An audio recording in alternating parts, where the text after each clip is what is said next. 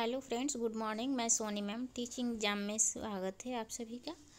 तो आज का जो क्लास हम लोग का है, क्लास नंबर जो है कि 3rd नंबर क्लास है, जिसमें मैंने आज 81 से क्वेश्चन आप लोगों को कराना स्टार्ट करूँगी।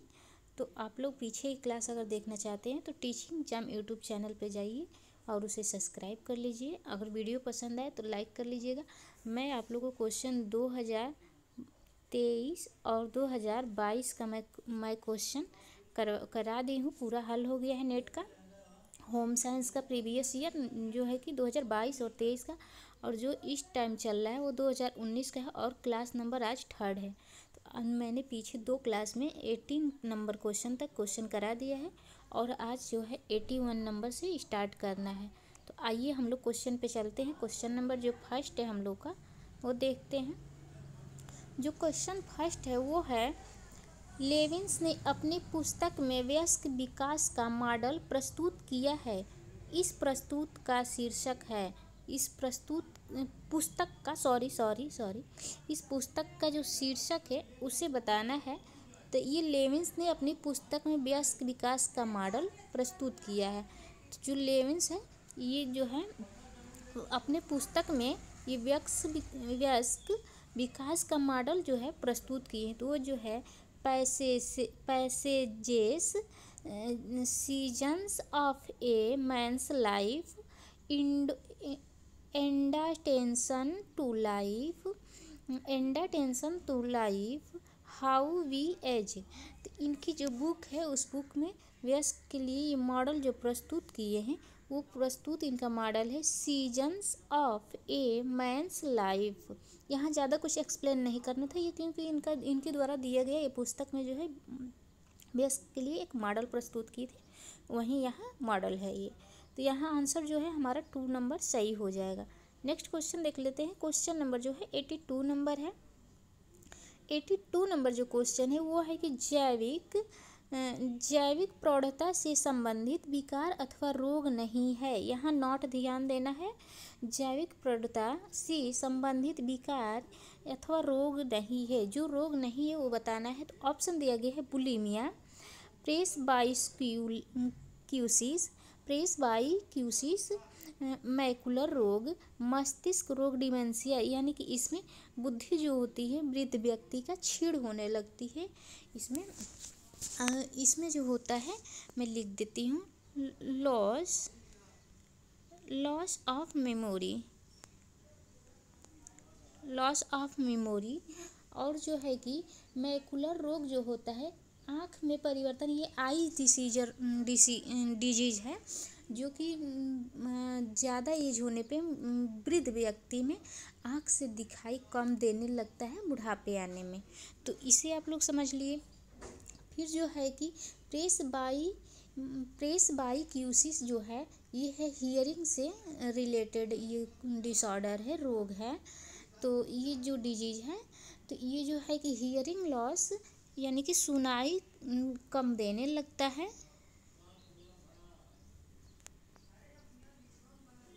हियरिंग लॉस है। और जो है कि ये जो है हमारा इसमें पूछा जा रहा है कि नहीं है, तो कौन सा नहीं है? ऑप्शन नंबर यहाँ जो है बुलिमिया हो जाएगा। बुलिमिया जो है ये है ईटिंग डिसऑर्डर है। तो आंसर जो है फर्स्ट नंबर सही हो जाएगा। तो जो बुलिमिया है वो क्या है? ईटिंग डिसऑर्डर है। आप लोग पूरा एक्सप्लेन भी लिखते चलिएगा ताकि कोई दिक्कत ना हो आप लोग को। फिर बुलिमिया डिसऑर्डर,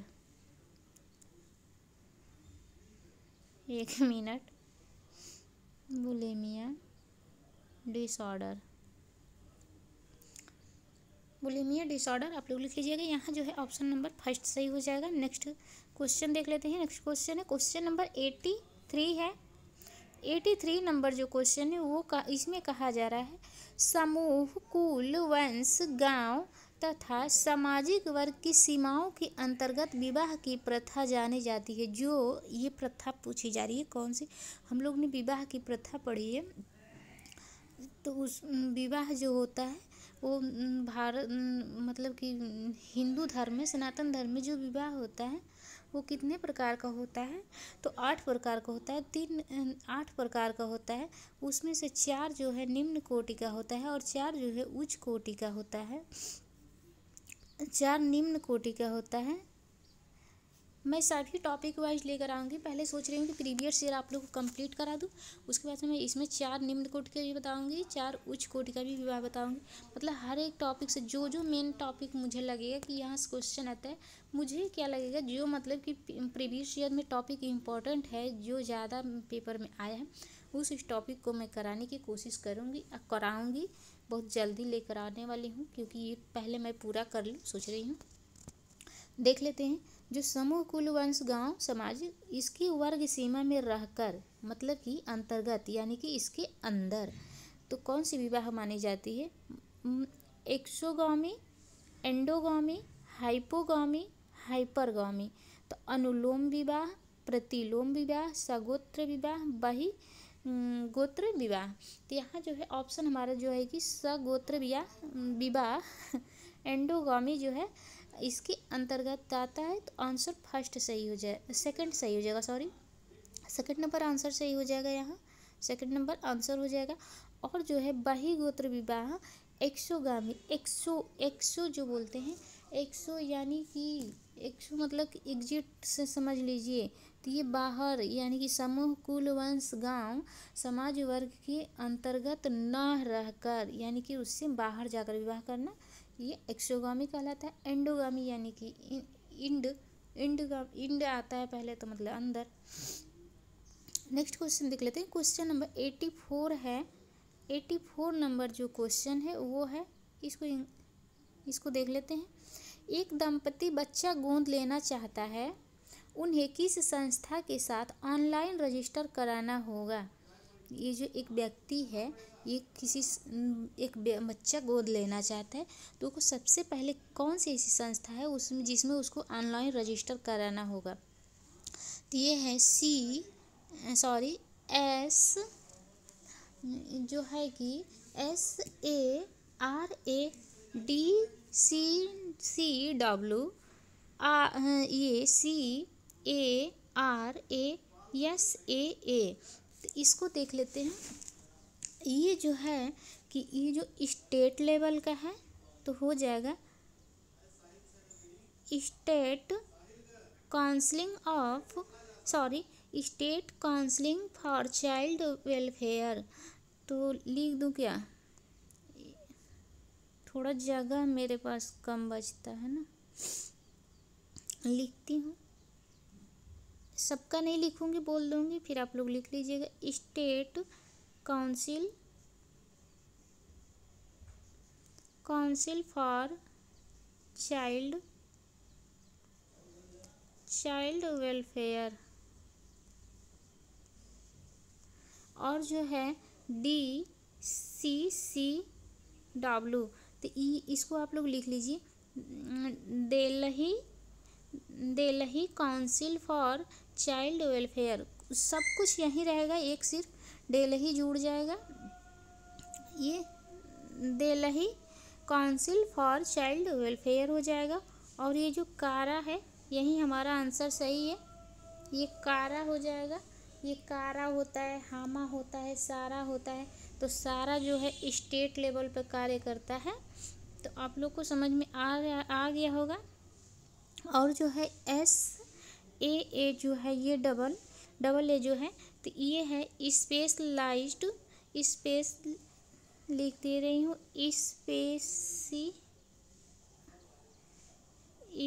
स्पेशलाइज्ड एडॉप्शन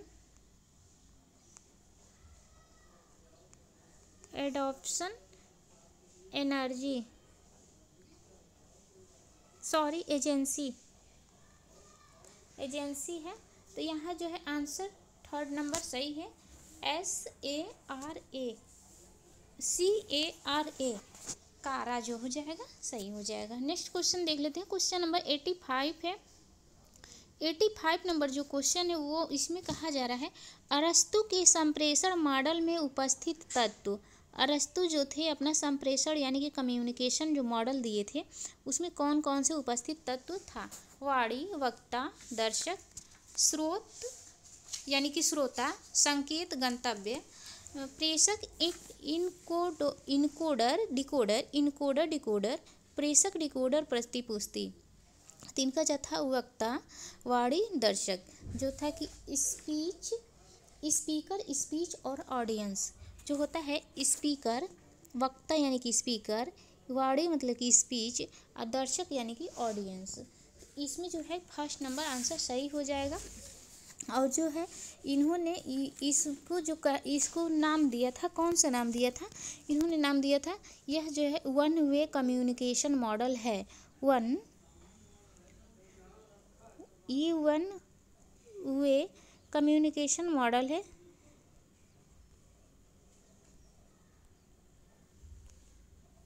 ये जो है वन वे कम्युनिकेशन मॉडल है। और जो है इसमें सेंडर पे ज़्यादा फोकस किया जाता है। तो जो है कि इसमें फीडबैक की बात नहीं कही जाती है। फीडबैक के स्थान पे जो है इफेक्ट का वो किया जाता है, यूज किया जाता है। जो मैसेज का आउटकम किया जा रहा है इसके द्वारा, इफेक्ट के द्वारा मैसेज का। और इन्हें ये तीन बताए थे, ईथोज,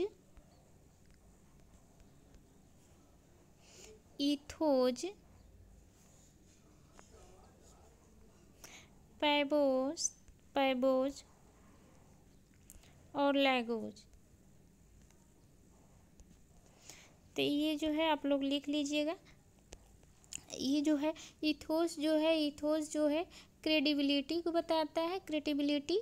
और जो है कि पैथोस जो होता है ये इमोशनल होना चाहिए ये। और ये जो लॉगोज है इसमें बताया गया है कि जो मैसेज हो वो होना चाहिए, लॉजिकल होना चाहिए, किसी लॉजिक पे ऐसे नहीं होना चाहिए। तो आंसर यहाँ जो है फर्स्ट सही हो जाएगा, वाणी, वक्ता और दर्शक। Speaker, speech, audience. Question 86 number देख लेते हैं। 86 नंबर जो क्वेश्चन है वो है, अंतिम को सर्वप्रथम रखना जन केंद्रित विकास का मार्गदर्शी दर्शन है, यह किसने प्रतिपादित किया था? यह जो कथन है किसका है? तो ये रॉबर्ट चेम्बर का है। ये जो क्वेश्चन है ये याद करने योग्य है, इसको समझना नहीं है इसमें। नेक्स्ट क्वेश्चन देख लेते हैं। क्वेश्चन नंबर 87 है। 87 नंबर जो क्वेश्चन कह रहा है कि संगठित सामाजिक परिवर्तन पहल का निम्नलिखित में से कौन सा उदाहरण है? जो संगठित सामाजिक परिवर्तन का पहल है इसमें से कौन सा उदाहरण है जो कि है कि स्वयं सहायता समूह। ये स्वयं सहायता, ये तो खुद के लिए कहा जा रहा है, सेल्फ हेल्प ग्रुप। ये जो है सेल्फ हेल्प ग्रुप की बात कर रहा है, तो ये नहीं होगा, ये एलिमिनेट हो जाएगा। और जो है युवा क्लब, तो ये तो युवा क्लब कह रहा है कि यूथ क्लब को बता रहा है ये, तो ये भी एलिमिनेट हो जाएगा। यूथ क्लब के बारे में ये बोल रहा है, यूथ क्लब हो जाएगा, एलिमिनेट कर देंगे। डेयरी सहकारी संघ, ये डेयरी जो है कि ये तो मिल्क वगैरह से रिलेटेड है।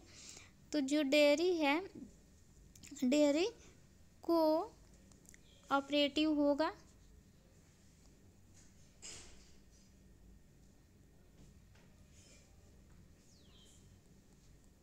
कोऑपरेटिव। तो यहाँ जो है धार्मिक प्रवचन जो है कि रिलीजन डिस्कर्स, ये जो हो जाएगा यहाँ आंसर जो है 4 नंबर सही होगा, ये होगा रिलीजियस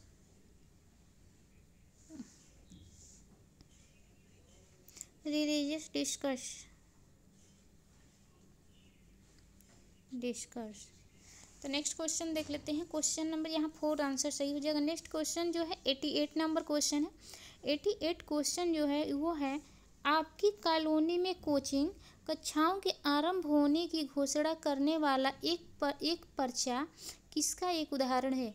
जैसे कि मान लीजिए कि आपकी यानी कि हमारे कोई कॉलोनी में कोई कोचिंग कक्षा स्टार्ट हुआ है और उसको घोषणा करने के लिए कोई पैम्पलेट यानी कि ये जो टेम्पलेट बांटा जाता है वो होता है। तो वो पर्चा जो होता है वो एक किसका उदाहरण बता रहा है? ये है मौखिक माध्यम का, स्थानीय माध्यम का, श्रमिक माध्यम का, अप्रत्यक्ष माध्यम का। तो ये जो बता रहा है, ये बता रहा है स्थानीय माध्यम के बारे में बता रहा है कि मतलब ये हमारे स्थान पे कॉलोनी या कोचिंग, कॉलोनी यानी कि उस कॉलोनी का उसका जो है स्थान को बता रहा है। इस पर्चे में यही बताया जाएगा, जैसे प्रचार किया जा रहा है तो यही किया जा रहा है कि आपकी कॉलोनी में कोचिंग कक्षाओं के आरंभ। तो यानी कि कोचिंग कक्षा जो है आपकी कॉलोनी में स्टार्ट हो रही है। इसका कहने का मतलब ये है कि वो स्थान को निर्धारित कर रहा है। इसमें लोकलिटी चैनल सॉरी, इसको बोलते हैं लोकलाइट चैनल। तो आंसर जो है यहाँ सेकंड नंबर सही हो जाएगा, स्थानीय माध्यम।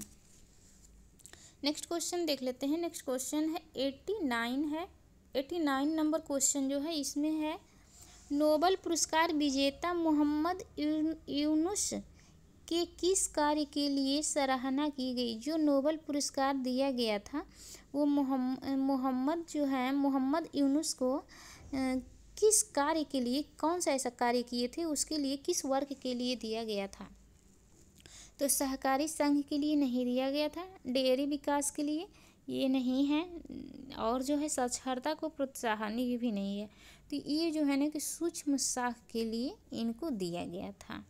नेक्स्ट क्वेश्चन देख लेते हैं। नेक्स्ट क्वेश्चन जो है 19 नंबर है, यानी कि 90 नंबर क्वेश्चन है।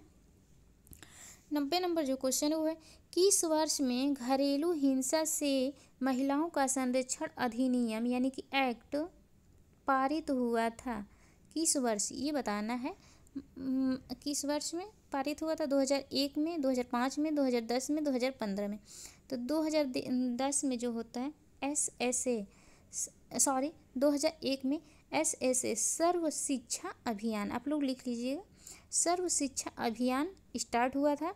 और 2005 जो है हमारा ये ऑप्शन सही हो जाएगा। सेकंड नंबर इसमें जो है घरेलू हिंसा से महिलाओं का संरक्षण इस अधिनियम में प्राप्त हुआ था। और जो है कि ये देख लेते हैं जो 2015 जो है 2015 में बेटी बचाओ बेटी पढ़ाओ योजना लाए थे। कौन लाए थे? PM प्रधानमंत्री जो हम लोग के हैं नरेंद्र मोदी जी, वो लाए थे। तो बेटी बचाओ बेटी पढ़ाओ इसको याद कर लेंगे, BBB के ट्रिक से याद कर लेंगे तो ये याद रहेगा। और ये कब स्टार्ट हुआ था? तो ये स्टार्ट हुआ था 22 जनवरी 2015 को। तो इसे ध्यान देंगे, बेटी बचाओ बेटी पढ़ाओ ये नेट में आ चुका है क्वेश्चन। नेक्स्ट क्वेश्चन देख लेते हैं। नेक्स्ट क्वेश्चन जो है 91 है। 91 नंबर जो क्वेश्चन है लोक मीडिया के बारे में निम्नलिखित में से कौन सा कथन सही नहीं है? लोक मीडिया जो होता है उसके बारे में कौन सा कथन सही नहीं है वो बताना है। लोक मीडिया मास मीडिया के समतुल्य स्थानिक है। लोक मीडिया नाटक, नृत्य और गीत सम्मिलित है। लोक मीडिया का विशुद्ध रूप से मनोरंजन के लिए उपयोग किया जाता है। लोक मीडिया का मेलों और त्योहारों के दौरान उपयोग किया जाता है। तो ये जो है कौन सा ऑप्शन सही नहीं है हमें नोट बताना है। तो ये बिल्कुल ध्यान में रखेंगे। तो समतुल्य है, लोक मीडिया मास मीडिया के सही है। लोक मीडिया में नृत्य वगैरह भी है, ये भी सही। ये कोई मनोरंजन इसमें नहीं है। तो जो आंसर है हमारा यही बन जाएगा। तो ये होगा नहीं, जो सही है वो पूछा नहीं जा रहा है, जो नहीं सही है उसी को पूछ रहा है। तो यहाँ जो है हमारा आंसर नंबर 3 बन जाएगा। और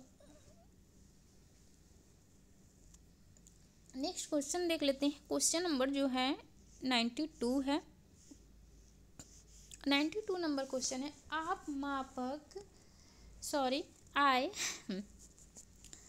आय मापक डैश है। आय डैश मापक निर्धारक है। कौन सा है? किसके द्वारा माप सकते हैं? तो नाम मात्र से नहीं, क्रम सूचक से भी नहीं, अंतराल से भी नहीं, यहाँ अनुपात हो जाएगा। जो होता है रेशियो होता है, रेशियो के द्वारा माप सकते हैं। रेशियो के द्वारा होगा। नेक्स्ट क्वेश्चन देख लेते हैं। नेक्स्ट क्वेश्चन जो है 93 है। जो 93 नंबर क्वेश्चन है, इसमें कहा जा रहा है पूर्वव्यापी अनुसंधान अध्ययन में निम्नलिखित में से किस अनुसंधान प्रणाली का इस्तेमाल होता है। ये रिसर्च का क्वेश्चन है लग रहा है। प्रेक्षणात्मक, ऐतिहासिक, मात्रात्मक, कृत्य। तो इसमें जो है ऐतिहासिक होता है।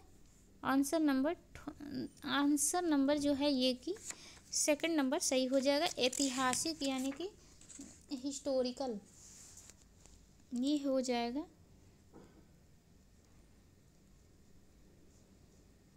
हिस्टोरिकल हो जाएगा।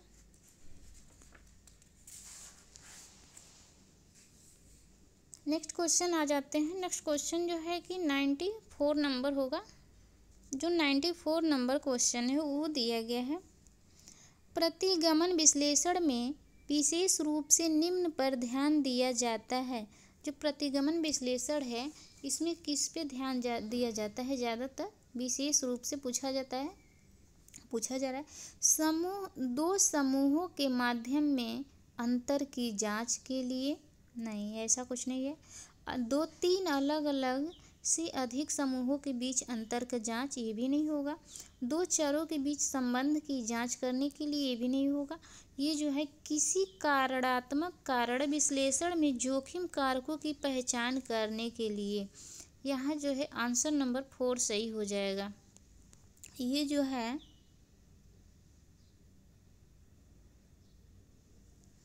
4 नंबर यहाँ आंसर सही हो जाएगा। नेक्स्ट क्वेश्चन आते हैं। क्वेश्चन नंबर 95 जो है 95 नंबर क्वेश्चन है। इसमें दिया गया है कि शून्य परिकल्पना परीक्षण करने के क्रम में सांख्यिकी निष्कर्ष निकालने में टाइप फर्स्ट त्रुटि है। टाइप फर्स्ट त्रुटि पूछा जा रहा है यहाँ, तो हो जाएगा हाइपोथेसिस को 0 माना गया है कि सही होने की दशा में इसे अस्वीकृत करना, यानी कि जब सही है तो इस दशा में इसको गलत मानना, यही कहा जा रहा है। तो ये जो है कि हमारा ये फर्स्ट यही आंसर बन जाएगा। जो टाइप फर्स्ट त्रुटि होता है उसमें सही जब होता है तो उसको गलत यानी कि फॉल्स माना जाता है, अस्वीकृत कर दिया जाता है।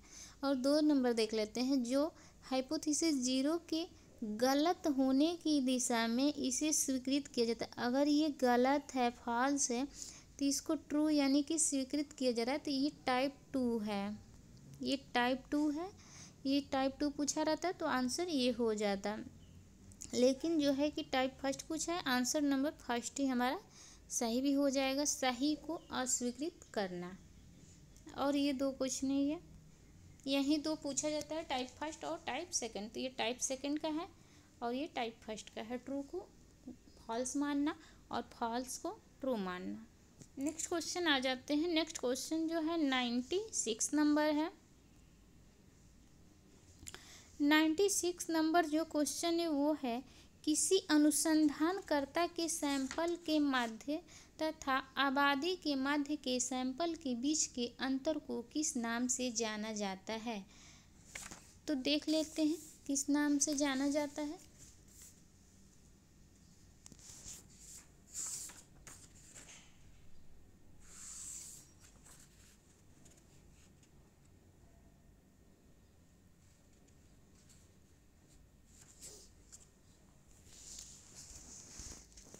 आत्मविश्वास अंतराल, प्रतिचयन त्रुटि, सार्थकता स्तर, मानक विचलन।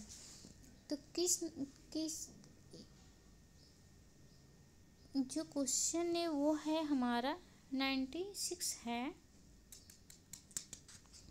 तो देखते हैं इसमें जो है आंसर कौन सा बन जाता है हमारा। तो इसमें आत्मविश्वास अंतराल ये नहीं होगा, कोई आत्मविश्वास से इसमें मतलब नहीं है। ये प्रतिचयन पुष्टि होता है, जो होता है कि सैंपलिंग एरर होता है।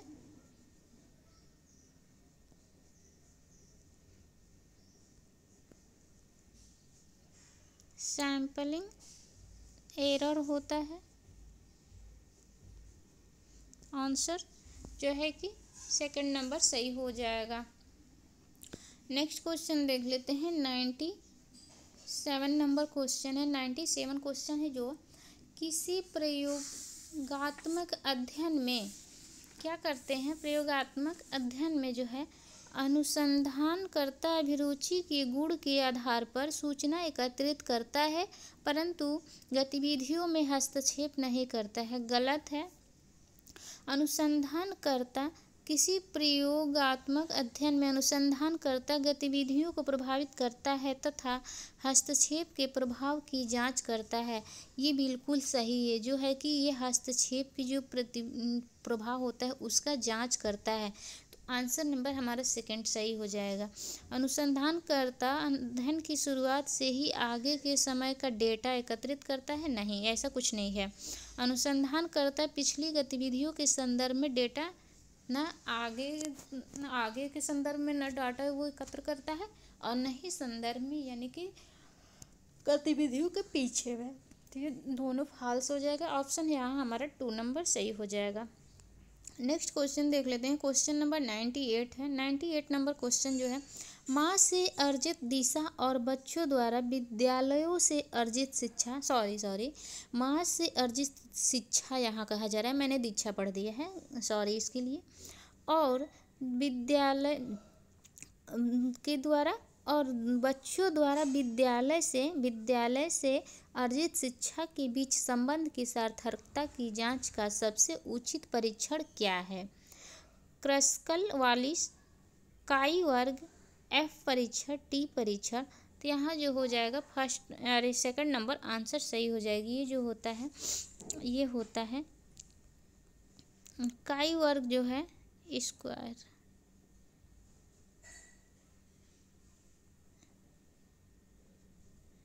स्क्वायर टेस्ट होता है, काई स्क्वायर टेस्ट होता है, इसके द्वारा पता चलता है माँ द्वारा शिक्षा और जो है कि विद्यालय कितनी शिक्षा बच्चा ग्रहण किया है उसकी जांच की जाती है। किसके द्वारा? ये जो टेस्ट परीक्षण जो है इसके द्वारा किया जाता है, काई स्क्वायर टेस्ट के द्वारा, काई वर्ग के द्वारा। तो यहाँ आंसर सेकंड नंबर सही हो जाएगा। नेक्स्ट क्वेश्चन देख लेते हैं। क्वेश्चन नंबर जो है 99 है। जो 99 नंबर क्वेश्चन है इसमें है निम्न में से कौन सी सूची अनुसंधान रिपोर्ट के खंड को सही क्रम में प्रस्तुत। ये क्रम से कौन सा अनुसंधान करता है कि सूची का रिपोर्ट है वो होता है उसे बताना है। तो यहाँ देख लेते हैं। ये जो होता है इसमें देखते हैं कौन सा होता है। शीर्षक पृष्ठ सही है। फर्स्ट नंबर पे मान लीजिए शीर्षक पृष्ठ सभी में दिया गया है। फिर शीर्षक सार आता है, शीर्षक जो है सार नहीं आता है। तो एक मिनट देखते हैं। ये यहाँ शीर्षक पृष्ठ दिया गया है क्योंकि शीर्षक जो है कि ये बिल्कुल गलत है। फर्स्ट नंबर ये जो है शीर्षक पृष्ठ सार सही है। फिर शीर्षक सभी में है, प्रस्तावना सभी में कॉमन है, पद्धति सभी में कॉमन है, परिणाम सभी में कॉमन है, चर्चा 2 में है। तो यहाँ से इसको एलिमिनेट कर लेंगे।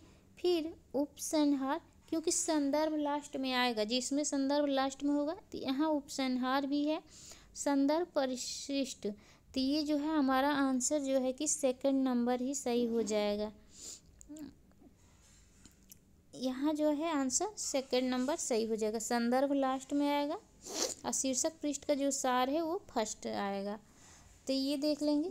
लेकिन फिर इसमें शीर्षक पृष्ठ सिर्फ दिया है ना, इसके वजह से ये ऑप्शन गलत हो गया, नहीं तो ये ऑप्शन बिल्कुल सही जा रहा था, यहाँ से मिस्टेक हो गया है। तो यहाँ आंसर जो है सेकंड नंबर बन जाएगा, सेकंड नंबर सही होगा। नेक्स्ट क्वेश्चन 100 है। आज के सेशन का मैं अंतिम क्वेश्चन रखूँगी क्योंकि ज़्यादा लंबा सेशन हो जाएगा, तो मैं यहीं रोक दे रही हूँ। लेकिन इस क्वेश्चन को करा दे रही हूँ। जो 100 क्वेश्चन है उस क्वेश्चन को मैं ले लेती हूँ। एक मिनट थोड़ा सा।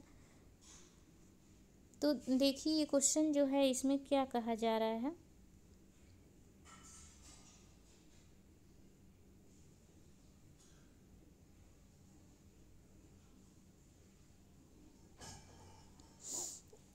निम्न खाद्य पदार्थों को उनके ग्लाइसेमिक इंडेक्स के आधार पर बढ़ते हुए क्रम में लगाएं।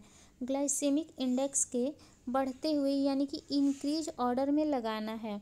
तो पॉपकॉर्न, संतरा, जौ, संपूर्ण गेहूं के आटे से बनी डबल रोटी, दूध या वसा युक्त। तो यहाँ सबसे कम में आ जाएगा कौन सा? जौ आ जाएगा।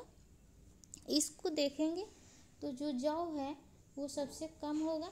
सबसे कम से स्टार्टिंग करना है, क्योंकि यहाँ कहा जा रहा है बढ़ते क्रम में लगाइए। तो बढ़ते क्रम का मतलब यही तो होता है 1 2 3 4 5 6, यानी कि ये बढ़ते हुए क्रम है, यानी कि आरोही क्रम है। अगर घटते हुए क्रम में लगाने का कहता तो 6 5 4 3 2 1 ऐसे लगाते डिक्रीज ऑर्डर में। तो ये बताना है। तो देखते हैं हम कहाँ से हमें होता है। तो सी नंबर फर्स्ट पे आ जाएगा। तो सी नंबर एक ही ऑप्शन में हमारा आंसर मिल गया। लेकिन पूरा देखेंगे यानी कि गलत भी हो सकता है। और जो होता है सी के बाद देख लेते हैं, इसमें से उसके बाद से जो ग्लाइसेमिक इंडेक्स होता है जौ में सबसे कम होता है, और उसके बाद से होता है जो दूध में होता है वसा युक्त में। और जो है इसमें देख लेते हैं उसके बाद ग्लाइसेमिक इंडेक्स जो है संतरा में पाया जाता है, संतरा के बाद पॉपकॉर्न में पाया जाता है। तो ये जो है 4 नंबर पे हो जाएगा। और 5 नंबर डबल रोटी, यानी कि आटे से बने जो डबल रोटी है होती है, इसमें सबसे ज़्यादा ग्लाइसेमिक इंडेक्स पाया जाता है। तो आंसर जो है यहाँ हमारा 3rd नंबर सही हो जाएगा। 3rd नंबर आंसर है। तो उम्मीद है आप लोग को सेशन पसंद आ रहा होगा, और ज़्यादा से ज़्यादा आप लोग वीडियो भगा के ना देखा करिए, अच्छे से देखा करिए, वीडियो पूरा देखिए ताकि आप लोग को एक्सप्लेन समझ में आ जाए। क्योंकि कोई ज़रूरी नहीं है कि ये क्वेश्चन ही आप लोग रट्टा मार लेंगे तो क्वेश्चन ही आएगा। ये जो है कि एक्सप्लेन जो मैं कर रही हूँ वहाँ से भी क्वेश्चन आता है, तो उसी से क्वेश्चन बनता है। कोई ज़रूरी नहीं है कि नहीं क्वेश्चन ही क्वेश्चन आएगा। तो आप लोग ध्यान देंगे, पूरा वीडियो को अच्छे से देखिए आप लोग। और पीछे क्लास 2022 और 2023 की मैं करा दूँगी, उसे जाके आप लोग अवश्य देख लें ताकि आप लोग का एक बार रिवीजन हो जाए। और जो है 2019 का मैं इस टाइम करा रही हूँ, उसको भी जाके आप लोग कर लीजिए। और जो ये जून में जो एग्ज़ाम हुआ था उसका भी मैं क्वेश्चन पेपर आप लोग कराऊँगी। और जो है कि अगस्त में री एग्ज़ाम जो हुआ था उसका भी मैं क्वेश्चन पेपर करा दूँगी। और 9 PM ये जो 9 AM पे आप लोग क्लास मिलती है। और जो है कि आप लोग को जो नोटिफिकेशन जाता होगा तो फिर आप लोग अगर ऐप को पूरा खोल के देखेंगे तो TGT PGT के लिए भी मैंने क्लास स्टार्ट कर दिया है। 3 PM पे आप लोग को डेली क्लास मिल जाती है, तो उसे भी आप लोग जाके अवश्य देखिए। और जो लोग चैनल पे पहली बार आए नए रहें वो सब्सक्राइब ज़रूर कर लीजिए। थैंक यू सो मच, धन्यवाद।